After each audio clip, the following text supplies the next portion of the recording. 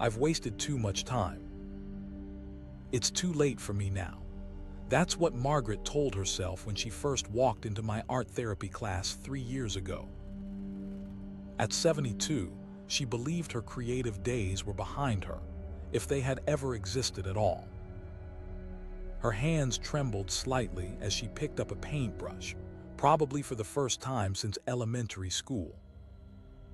"I'll just embarrass myself," she whispered, barely audible.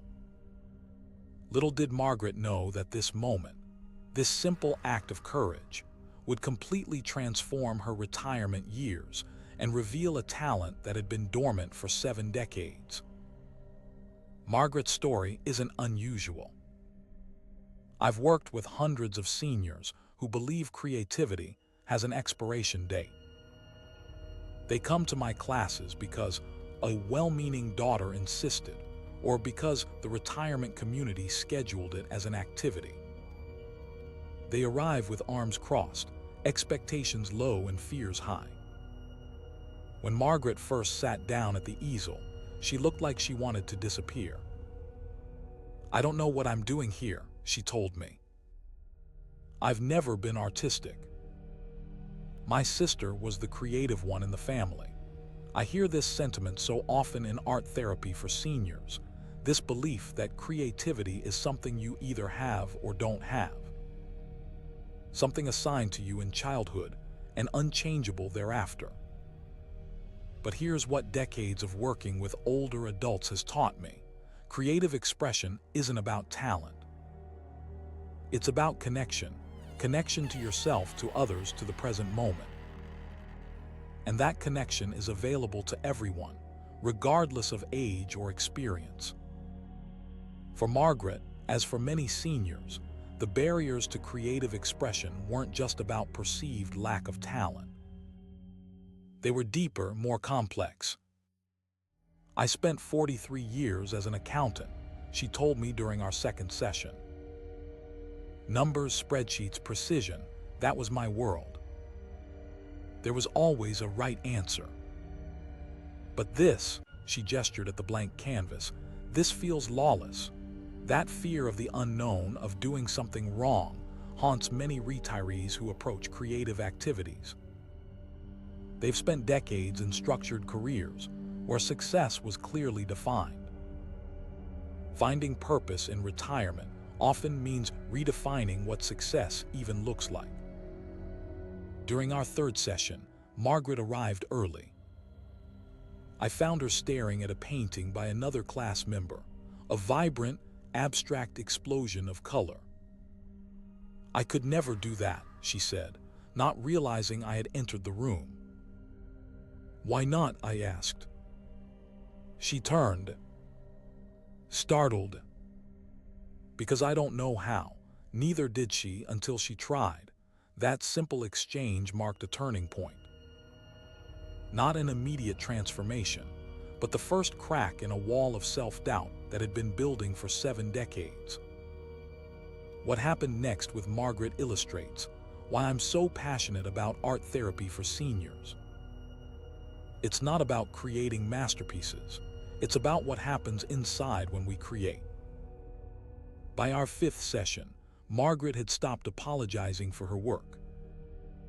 Her strokes became more confident, not because her technical skills had dramatically improved, but because she was learning to trust herself. "I painted my childhood home yesterday," she announced one day, pulling a small canvas from her bag. "It wasn't technically perfect. The perspective was a bit off, the colors perhaps not entirely realistic, but it radiated something more important: emotion. I haven't thought about that front porch in 30 years, she said, her voice catching. But as I painted, I remembered sitting there with my father on summer evenings. How he'd tell stories as the fireflies came out. This is where the magic of creative expression in later life reveals itself. The act of painting had become a doorway to memories, too. Processing life experiences that had been filed away. For Margaret and so many others, the canvas becomes not just a surface for paint, but a space for reflection, integration, and meaning-making. Research supports what I've witnessed firsthand. Creative activities stimulate neural pathways, improve cognitive function, and reduce stress hormones like cortisol. For seniors specifically, regular engagement with art has been linked to fewer doctor visits, less medication usage, and lower rates of depression. But the benefits extend beyond the measurable. There's something profound that happens when someone in their 70s or 80s realizes they can still surprise themselves. That growth hasn't ended. That they are still becoming. 6 months into our classes, Margaret experienced another transformation, one that caught even me by surprise. I joined a painting group, she announced casually one day. "That's wonderful," I replied. "Here at the community center?" "No," she said, a hint of pride in her voice. "Downtown. At the Arts Collective. They meet on Wednesday mornings." I'll admit I was momentarily speechless. Margaret, who had once been too intimidated to squeeze paint onto a palette in front of others, had sought out a community of artists beyond our supportive circle. This illustrates another powerful aspect of creative pursuits in retirement. They build bridges. For many seniors, social circles naturally contract with age. Friends move away to be closer to family. Spouses pass on. Mobility issues make gathering more challenging. Art creates new connections. It gives people something to talk about beyond health concerns or family updates. It provides a reason to leave the house, to engage, to share. For Margaret, her Wednesday morning painting group became a lifeline, particularly after her sister's health declined later that year. "They don't care that I'm 20 years older than most of them," she told me. "They don't care that I started painting at 72. We just talk about light and shadow, about capturing the feeling of a place. I belong there. Never too old to paint isn't just an encouraging phrase, it's a reality I've seen transform lives." The creative impulse doesn't diminish with age. Sometimes it's just waiting for permission to emerge. About a year into Margaret's painting journey, something unexpected happened, something that challenges our cultural narratives about aging and learning. She got good. Really good. Not in the way that would impress professional critics perhaps, but in a way that was authentic and moving. Her paintings began to show a distinctive style, loose, emotional landscapes that captured the feeling of places rather than their exact appearance. "I'm not trying to paint what a camera would see," she explained to a new class member who had complimented her work. "I'm painting what it felt like to be there." This evolution reveals something important about creative expression later in life. Seniors bring something to art that younger people often can't, a lifetime of emotional experience. They know what it means to love and lose, to succeed and fail, to endure and overcome. This emotional intelligence translates to canvas in powerful ways. Margaret began painting places from her life: the lake where she had vacationed as a child, the view from her first apartment, the garden her husband had tended before his passing. Each painting became not just an image but a process of integration, of making peace with the chapters of her life. "I never expected this," she confided during a private moment. "I thought I was just going to learn a hobby to pass the time. I didn't realize I was going to meet myself again." The most beautiful part of Margaret's story, and why I wanted to share it, is how her journey affected others around her. First, there was her neighbor Ruth, age 79, who had always declined invitations to join our class. "I can barely write my name legibly anymore," she'd say. "My hands shake too much." But after seeing Margaret's progress, Ruth reconsidered. She joined our class and discovered that her tremor, which made writing difficult, was barely noticeable when she painted with broader strokes.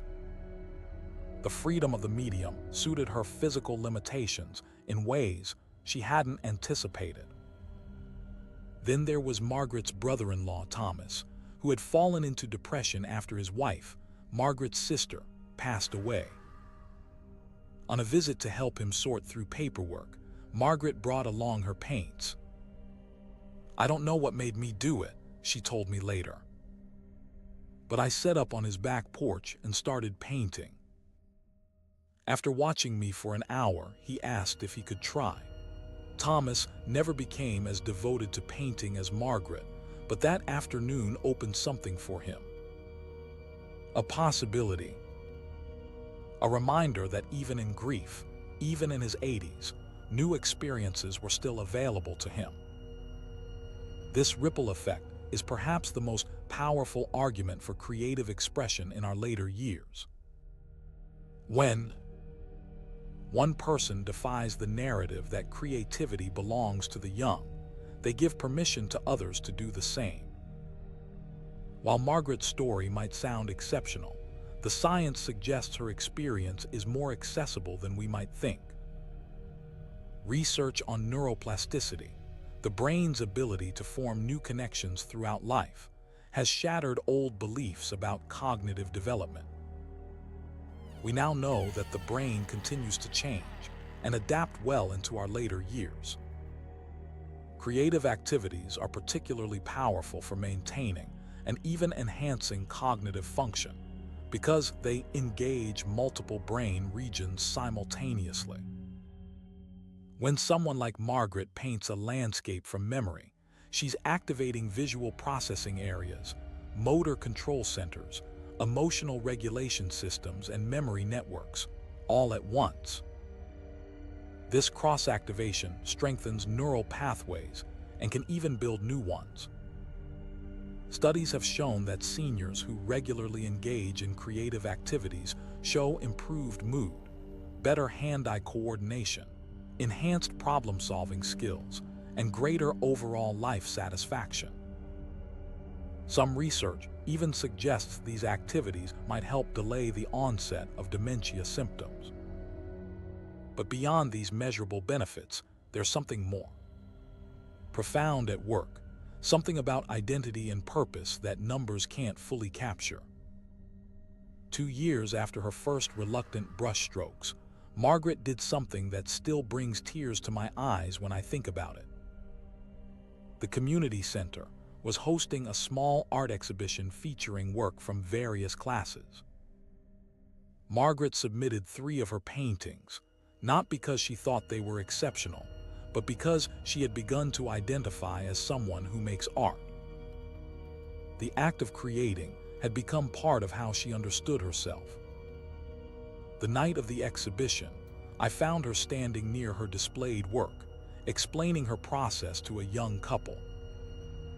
Her face was animated, her hands gesturing enthusiastically as she described how she had captured the light filtering through trees.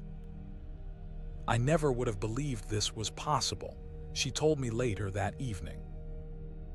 Not just making the paintings, but becoming someone who makes paintings. Does that make sense? It made perfect sense. In retirement, many people struggle with questions of purpose and identity. Who am I without my career? What value do I bring now? What gets me out of bed in the morning? Creative expression offers powerful answers to these questions. It provides not just an activity but an identity, a way of engaging with the world and processing experience that is deeply personal and meaningful. For Margaret, painting became more than a hobby. It became a practice, a way of seeing, of being present, of making meaning. And in that practice, she found purpose. Margaret's story hinges on a single moment of courage. That first day, when despite all her doubts, she picked up a paintbrush. Everything that followed stemmed from that one decision to begin despite fear. This is perhaps the most important message for anyone who thinks it's too late for them. Beginning is an act of bravery at any age, but especially when we're confronting decades of self-doubt or cultural messages about creativity and aging. I've seen this courage manifested in so many ways in my classes. There's John, who started sculpting at 84 after a lifetime working in construction. Maria, who began writing poetry at 79 despite English being her second language. Robert, who took up digital photography at 76 despite initially being intimidated by the technology. Each of them had their own version of Margaret's first-day fears. Each of them found their way through. So what can we learn from Margaret and the countless other seniors who have discovered or rediscovered creative expression later in life? First, that it's truly never too late to explore your creativity. The capacity for creative thinking, for learning new skills, for finding joy in making something, these don't diminish with age. Sometimes they even deepen, enriched by life experience. Second, that the benefits of creative expression for seniors extend far beyond the finished product. The process itself offers cognitive stimulation, emotional release, social connection, and a renewed sense of purpose. And finally, that beginning takes courage, but it's a courage available to all of us at any age. If you're watching this and thinking about your own creative journey, whether you're 72 like Margaret was, or 62, or 82, or any age at all, I hope her story gives you permission to begin. To pick up that paintbrush, or pen, or camera, or clay. To silence the voice that says it's too late, or I don't have talent. Because here's what I know after decades of working in art therapy for seniors. The joy of creating doesn't belong only to the young or the naturally gifted. It belongs to anyone brave enough to try. And if you're already on that journey, consider inviting someone else along. Share your experiences. Offer encouragement. Be the person who helps someone else discover that creativity doesn't have an expiration date. Remember Margaret's words, "I thought I was just going to learn a hobby to pass the time. I didn't realize I was going to meet myself again." That rediscovery, that coming home to yourself through creative expression, is available to all of us at any age. It's never too late to pick up the brush, to make the first mark, to begin.